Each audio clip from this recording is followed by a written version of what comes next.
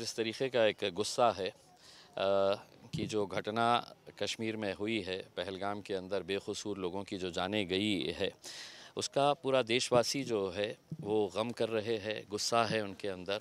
और वो गुस्से का इजहार हम किस तरीके से कर सकते हैं, तो हमने कम से कम सरकार को एक पैगाम देने के लिए कि हम इसका एहतजाज कर रहे हैं, हम इसकी मुखालफत कर रहे हैं, विरोध कर रहे हैं जो कुछ भी हुआ है, और हुकूमत से यही अपील कर रहे हैं कि अब वक्त आ गया है कि ऐसे कितने बेकसूर और लोगों की जानों का और इंतज़ार करते रहेगी हुकूमत। कुछ ना कुछ ठोस कदम उठाने की ज़रूरत है। इसलिए पार्टी के अध्यक्ष बैरिस्टर असदुद्दीन अवैसी साहब ने एक आह्वान किया था, उन्होंने एक अपील की थी लोगों से कि अपने गुस्से का इजहार करने के लिए आज जुमे की नमाज में जाते वक्त वो काली पट्टी लगाकर जाए, ताकि हुकूमत तक हमारा गम और हमारे गुस्से का जो मैसेज है वो सरकार तक पहुंच सके। मूळ मुद्दा आहे, जी घटना घडली त्याचा पण निषेध तुम्ही करणार आहात की केवळ सरकारच्या सगळ्या या भूमिकेचा निषेध तुम्ही करणार, म्हणजे काय नेमकं? स्वाभाविक आहे की जेव्हा आपण निषेध करतो तर आम्ही सरकारचा निषेध ही करत आहे, आणि जे घटना घडलेली आहे त्याचा निषेध ऑलरेडी आम्ही केलेला आहे। क्रांती चौक छत्रपती शिवाजी महाराजांच्या पुतळ्याच्या जवळ आम्ही पाकिस्तानचा झेंडा जाळलेला आहे। आम्ही आतंकवादच्या विरोधात, पाकिस्तानच्या विरोधात, ISIच्या विरोधात आम्ही नारेबाजी केलेली आहे। हे एक सिम्बॉलिक जेस्चर आहे। आम्ही याच्यापेक्षा काही जास्त करू शकत नाही। करणारे कोण आहे तर सरकार आहे, आणि सरकारचीही आम्ही टीका या कारणाने करतो की तुम्ही उरीच्या घटना घडल्यानंतर ही आपल्या 56 इंचा सीना तुम्ही दाखवले असते तर बहुतेक पुलवामा झालं नसतं।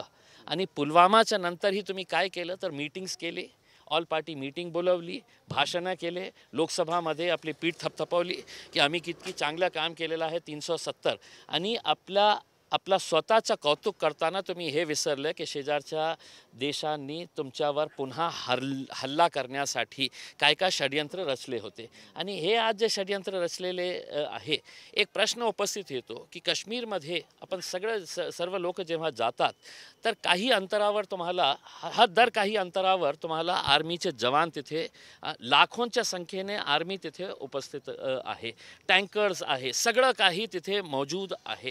आणि ते असून सुद्धा 4 लोक येतात, हातात बंदुका घेऊन येतात, दिन दहाडे ते मारून ते परत पाय परत जातात।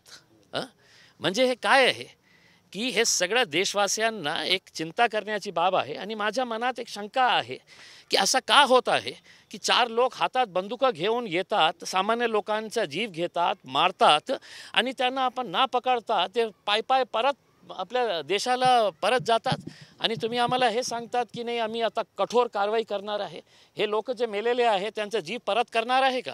नरेंद्र मोदी साहेब, अमित शाह साहेब, आम्ही तुम्हाला प्रश्न विचारते, ते कुणाचेही आई होती, भाऊ होते, पिता होते, त्यांचा जीव परत मिळणार आहे का? नाही मिळणार आहे। आता कारवाई करून काय साध्य करणार आहे तुम्ही? आणि इतका उशीर का लावत आहे? आता बस करा हे भाषणं, आता बस करा हे ऑल पार्टी मीटिंग्स, आणि बस करा हे आपलं जे स्वतःचं कौतुक करत आहे ना वारंवार आपण की आम्ही हे चांगलं केलं, ते चांगलं केलेलं आहे। आता ॲक्शन मोडमध्ये या। पाकिस्तानला धडा शिकवण्याची वेळ आहे? नाही, पाकिस्तान धडा शिकवण्याची आता वेळ नाही आहे, खूप अगोदर होती ती वेळ।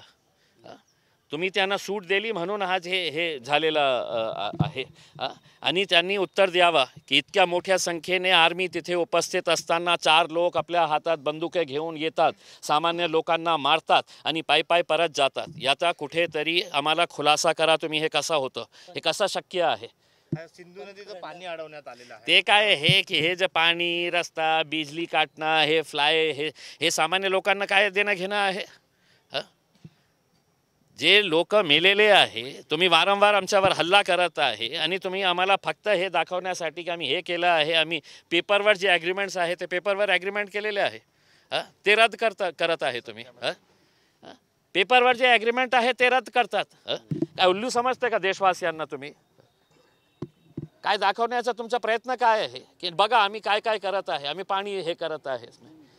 सामान्य लोक कोणी असू द्या, आम्हाला फक्त उत्तर हे पाहिजे की जे लोकांचा जीव गेलेला आहे त्यांना न्याय कशा प्रकारे तुम्ही देणार आहे। त्यांचं भाषण ऐका, उरीच्या नंतर काय होतं, उरीच्या नंतर हे तशाच प्रकारचे भाषण दिले होते, भाइयों और बहनों जमीन से उखाड़ के फेंक देंगे। पुलवामा झाला तर तेज भाषण, भाइयों और बहनों पूरा ज़मीन से ख़त्म कर देंगे, हटा देंगे, मिटा देंगे। आणि आता तेच रिपीट हां ते घिसीपिसी कॅसेट बंद करा मोदी साहेब. आता ॲक्शन मोडमध्ये या आणि काय करणार आहे कमी बोला आणि जास्त ॲक्शन करा. आता काय वाटतं काय करायला काय पाहिजे आता तुमचं काय आता ते बोललो मी काय करायला पाहिजे उसके अंदर. हां आता मला माहीत नाही मोहन भागवत कोणत्या पदावर आहे कसं ते मुख्य आम्ही सरकारला प्रश्न विचारत आहे. आता कोणकोणतेही संघटना उभे राहणार आणि सांगणार की हे करा ते करा करके उसमें सरकार काय करत आहे आम्ही सरकारला प्रश्न विचारणार आहे. नाशिकमध्ये जो हिंसाचार घडलाय ना तर तुमचे शहराध्यक्ष शेख मुख्तार नाही नाही ते माझ्याकडे फोन आलं होतं त्या दिवशी जेव्हा ते दंगल घडलं होतं ते माझ्या ऑफिसला येऊन बसले होते दुपारी. ते माझ्या कामासाठी आणि त्याचं CCTV फुटेज आम्ही काढत आहे आणि पोलिसांना नाशिक पोलिसांना मी विनंती करतो की तुम्ही त्यांचं लोकेशन मोबाईलच्या आधारावर किंवा CCTV फुटेजच्या आधारावर तुम्ही हे काढून बघा की ते आमचे पार्टीचे जे अध्यक्ष होते ते कुठे होते करके. फक्त ते MIMशी संबंधित आहे आणि कोणालाही आपल्याला उचलून जेलमध्ये टाकायचे असेल तर मी नाशिक पोलिसांना हात जोडून विनंती करतो.